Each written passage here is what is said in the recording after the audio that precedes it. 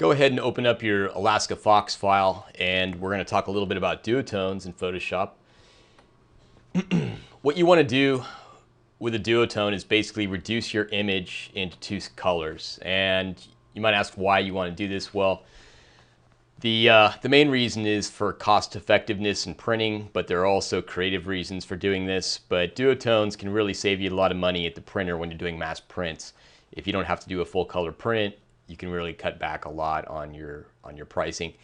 And the other good thing about duotones is that they just have a kind of interesting look, and there's a lot you can do creatively with them to get a good look at your photograph. So let's start by looking at the standard duotone. Starts off by taking your full color image and going to image mode. And if you haven't watched the tutorial already on color modes, go ahead and do that. But we're going to start by just assuming you've already looked at that. And one thing you want to be warned about in CS3 is the menu items here. So notice that it limits your menu items automatically. You want to go to show all menu items and make that available to you so you can see all the menu items. If yours does not limit yours and you're seeing everything as it is, then disregard that. But this is one of the unfortunate features of CS3 is that they've decided to truncate menus, and so you have to go in and tell it at times that you want to see the entire menu, and you're going to need to do that in this particular view mode. So go ahead and do that. If you're in RGB color mode, then you're in the right color space. What we want to do now is to go to grayscale, and it's going to ask you, do you want to discard color information? You say yes, and I'm going to say don't show again, because that's really, again, pretty annoying dialogue that it brings up and unnecessary. All right, now I've converted my image to a grayscale image, and this is one way to do that. It doesn't give you a lot of control, but it does do the job, and that's fine for what we need right now. So we go to image mode, and again, you see that the menu items have been truncated. I have to show them all, and so just get used to that.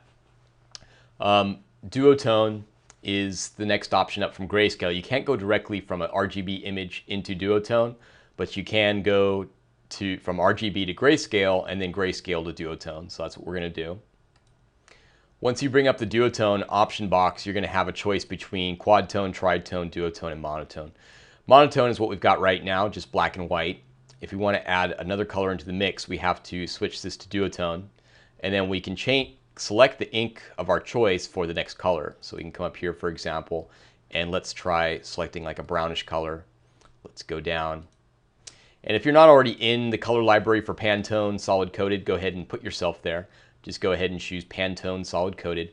Now, Pantone colors are basically a way of controlling color, and we'll talk more about these in other tutorials. But basically, if you've ever gone to Home Depot or gone to a paint store and selected paint swatches to take home and compare and look at them in your room, then you have an idea of what Pantone colors are. They're basically paint swatches that are already printed that you can look at inside of a booklet, and you'll know exactly how that color is going to look under certain lighting conditions. And so Pantone can be a great way to sort of ensure that you get a particular color, type of color that you're looking for. So I'll choose Pantone solid coated, and you get this large library of Pantone colors, and you can see the slider here. I can just move up and down to try and find the color range I'm looking for. I'm looking for brown, so I'm going to go down here towards the bottom.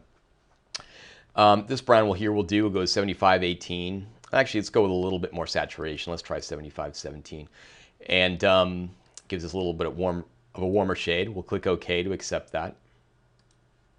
Now I've got two colors, red and black, but you can see there the curves here on the left are equal.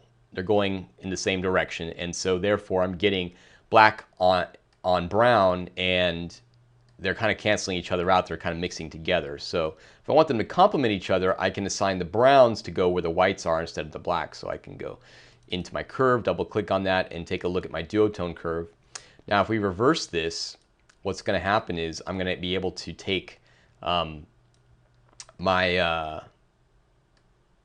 brown colors, and let's go the opposite direction. Let's take that down. Let's take this up, and look at that. Now I've basically taken the browns and assigned them to where the whites were, if you look over here at the image.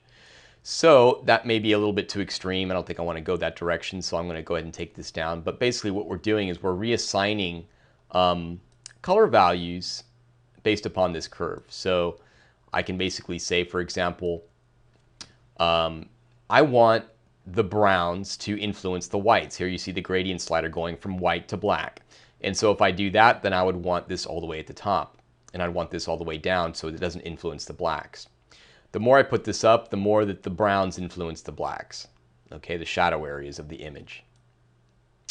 And the more I pull this down, the less they have an influence on the white. So if I want to have them influence both, that's where I would look. That's where I'd be looking for my curve. If I want to have just have them influence the whites, then that's where I'd be looking.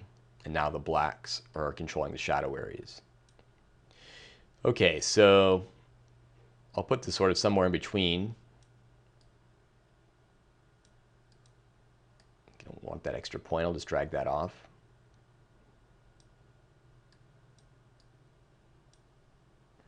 And I'll pull this down a bit.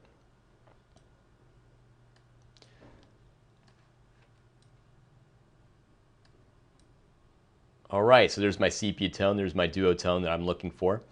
And again, you can do the same thing with blacks. You can basically take the blacks out of the shadow areas and make it more brown by removing the blacks here. So you can see kind of how these two different colors are mixing together to recolor your image and the control you can kind of have with this.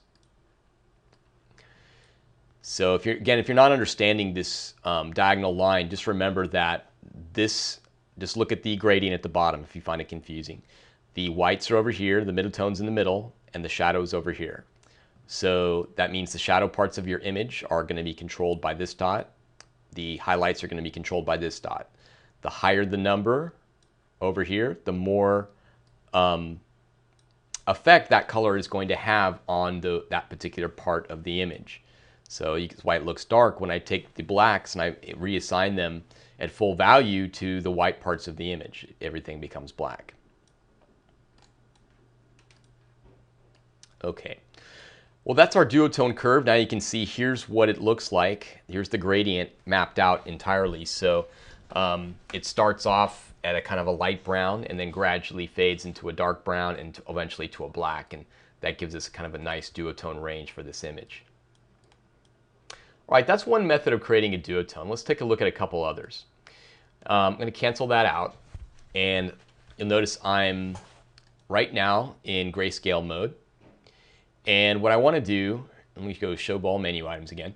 I want to switch back from grayscale to RGB for these next couple options.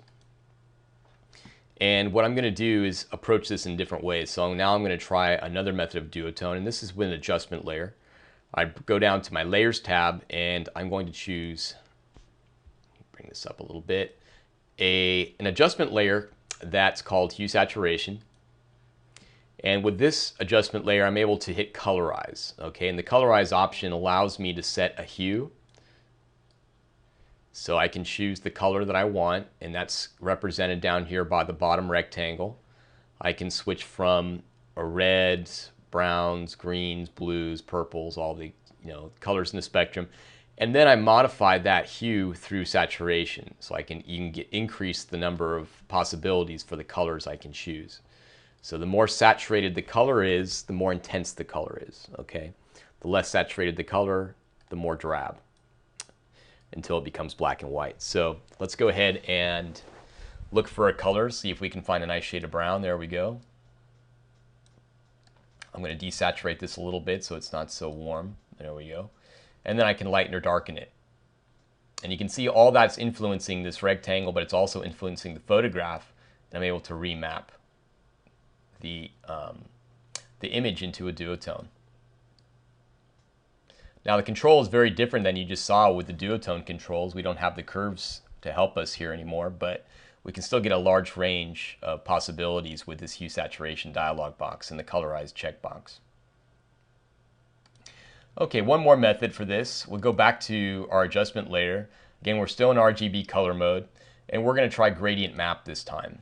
And with gradient map, you're basically able to assign and create your own gradient and customize your own gradients. So for example, right now here's our gradient going from black to white, standard gradient, but I can choose from another list of presets, so I can try different styles that are already there. And you can see how crazy these are.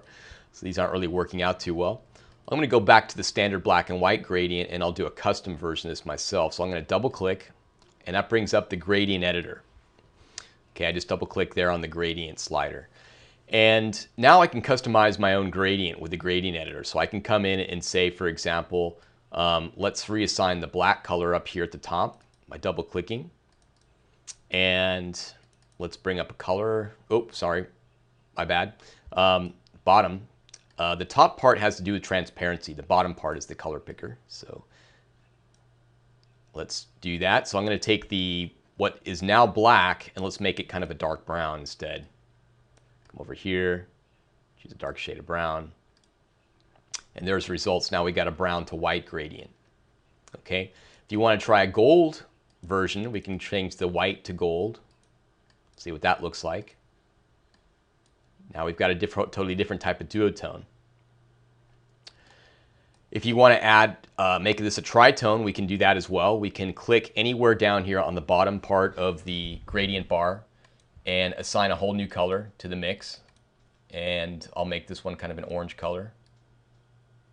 Well, let's make it green so it really stands out. Well, no, let's go with orange. This looks ugly. All right, so now we go to brown to orange to yellow. And that kind of really gives it a different look. Maybe we can go a little more intense on the orange. More fiery. There we go. Totally different look. All right. If you decide to change your mind on this, you can just move this over to the right, move it over to the left, and you can really customize the amount of browns or yellows that end up in the final version, depending upon where you slide these. You can brighten it up or darken it down.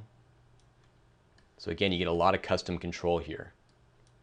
But if you want to remove one of the colors from the tritone, you can delete it just by dragging down and it's gone. And then you can come back here and do the same thing with these sliders. You can make it brighter, increase the browns, make it darker, or take that diamond there in the middle and slide it to the right or left. That will also have a big influence on what gets mapped what color.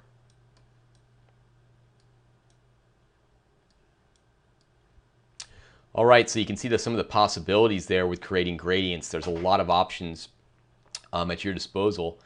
And what I'd like you to do for this exercise to turn it in is to decide on the best gradient that you can come up with.